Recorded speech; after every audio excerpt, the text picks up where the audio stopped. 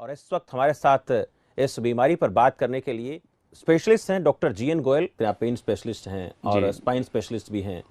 पीठ दर्द, कमर दर्द की शुरुआत होती है, 2-4-6 दिन से हो रहा होता है, तो हम उनको सलाह देते हैं, या तो कुछ पेन किलर्स एडवाइस करते हैं, रेस्ट की सलाह देते हैं और फिजियोथेरेपी की सलाह देते हैं।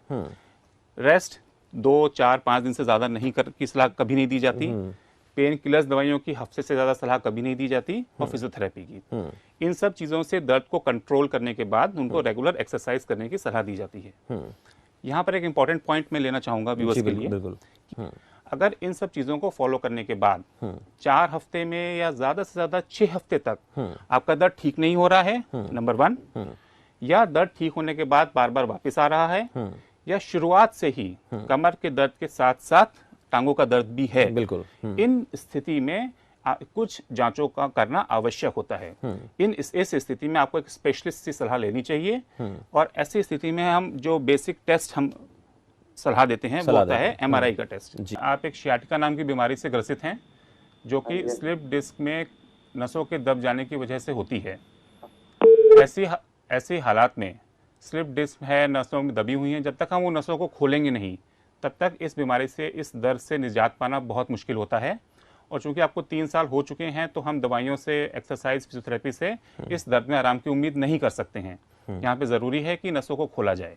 अब जो शमशेर जी आपने भी बात करी थी, जी बिल्कुल, मैं उसका थोड़ा सा बैकग्राउंड लेके इनका जवाब देना चाहूंगा। जी बिल्कुल, कि जब मरीज हमारे पास आते हैं, पहुंचते हैं, वो इस डर से, जब हम उनसे डिस्कशन करते हैं, तो वो इस डर से शायद डॉक्टर्स के पास नहीं आ रहे होते हैं, क्योंकि उन्होंने कहीं ना कहीं ऐसी मानसिकता बना ली होती है, या उनसे ऐसा कहा गया होता है कि भाई स्लिप डिस्क हो गया है, आपको नस दब चुकी है, तो अब ऑपरेशन ही इसका एक इलाज है।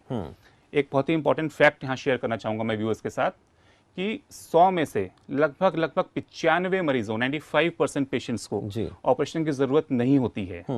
लेकिन जरूरी है कि आप जागरूक हो और समय पर सही इलाज लिया जाए, तो आप ऑपरेशन से बच के रह सकते हैं, एक स्वस्थ जीवन बिना दर्द के जी सकते हैं।